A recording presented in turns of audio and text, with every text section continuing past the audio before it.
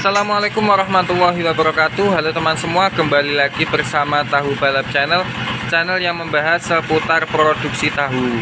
Oke teman-teman, di video kali ini kita akan membahas sedikit tentang tata letak tempat produksi tahu.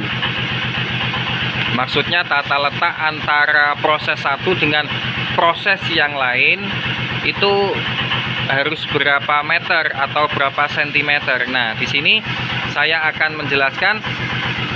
Yang pertama, ketika kalian ingin membuat pabrik tahu, pabrik kecil-kecilan di rumah ya, kalian harus memikirkan betul-betul tata letaknya dan apa saja yang harus dipersiapkan. Seperti kalian lihat di video, saya menggunakan tungku perebusan yang manual ya. Jadi tidak menggunakan uap, akan tetapi menggunakan wajan jadi teman-teman. Nah, jarak antara tungku dengan tempat pencukaan itu kira-kira 50 cm teman-teman ya. Lebih nggak apa-apa, 60 sampai 70. Asalkan tidak terlalu jauh. Nanti ketika kita waktu mau menyaring itu tidak terlalu capek teman-teman. Jadi tinggal tuang-tuang saja. Misalkan di sini sama sini kan jaraknya cuma sekitar 50 cm, dekat ya. Terus diameter yang saya gunakan wajannya ini 80 cm. Jadi atasnya ini kira-kira sekitar 90 cm teman-teman diameternya. Kemudian yang tempat pencukaannya kalian bisa menggunakan seperti ini, yaitu jelurung, ataupun kalian bisa membuat bata yang ditumpuk-tumpuk itu seperti tembok, itu dengan diameter 80 cm karena idealnya itu 80 cm teman-teman. 80 cm ini diameternya ya. Jadi saya menggunakan dua jelurung ini. Menggunakan dua jelurung dengan diameter 80 cm. Ini cukup untuk takaran kedelai sampai 10 kilo teman-teman. Ya, untuk mencukai ini 10 kilo masih muat. 10 kilo kedelai ketika diproses menjadi tahu, ketika sudah menjadi pati di sini itu masih bisa kita cukai ya. Jadi tidak amber, tapi penuh tapi tidak amber. Ini 80 cm diameternya. Saya menggunakan dua jelurung. Terus kemudian jarak antara tempat pencukaan dengan tempat pencetakan juga sama, tidak boleh terlalu jauh. Maksimal 70 cm itu sudah luas teman-teman.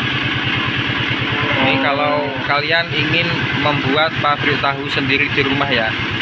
Nah, ada yang bertanya tentang masalah kain yang saya gunakan ketika waktu menyaring.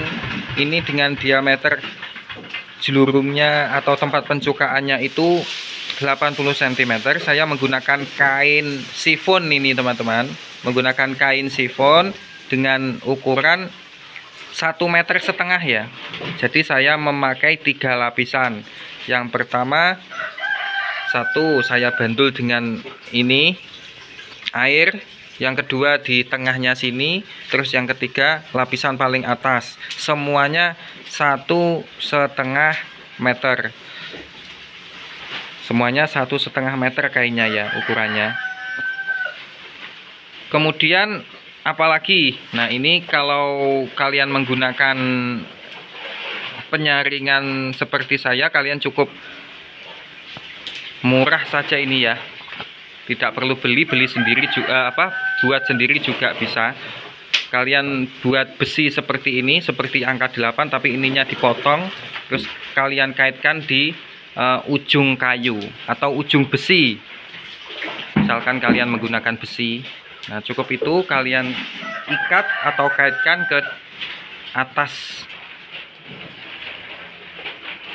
Pokoknya ada pengikatnya. Nanti ketika waktu menyaring akan mudah. Cukup satu orang metode penyaringannya. Nah, satu lagi yang kelupaan. Ini kalian kalau menggunakan penyaringan model seperti ini, kalian harus menyediakan besi seperti ini ya teman-teman. Besi yang sudah dirangkai sedemikian rupa. Jadi ini diameternya harus lebih dari jelurumnya ini. Misalkan jelurumnya ini 80 cm, berarti besinya atau bambunya ini harus lebih besar daripada jelurumnya ini. Bisa 85 atau 90 nggak apa-apa. Dengan kedalaman ini cuma 30 cm dari atas sampai ke dari bawah sampai ke permukaan sini itu 30-40 masih bisa. Jadi 30 sampai 40 tingginya itu masih bisa.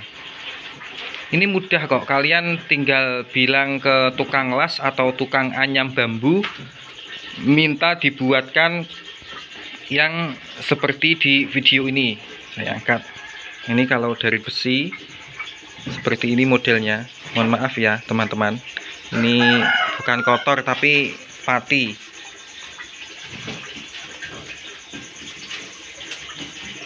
Tidak harus sama dengan ini teman-teman, cuma modelnya harus melengkung seperti ini.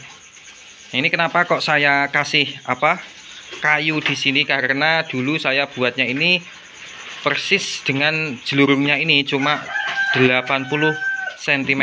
Jadi kalau saya tidak tambahi kayu seperti ini ujungnya, ini pasti akan masuk semua. Jadi saya akali dengan memberi kayu di sebelah sisinya untuk menumpang saja.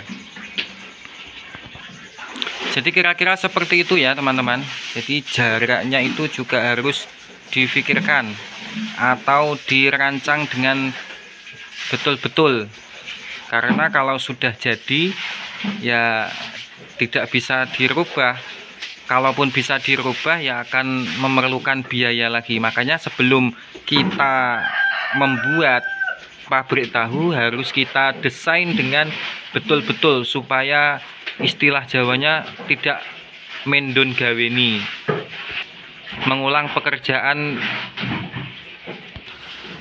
pekerjaan yang sebenarnya sudah dikerjakan ya. Nah, jadi kira-kira seperti itu. Semoga ini bermanfaat bagi kalian, khususnya para pemula yang ingin membuka produksi tahu sendiri di rumah. Dan channel ini sangat cocok untuk kalian.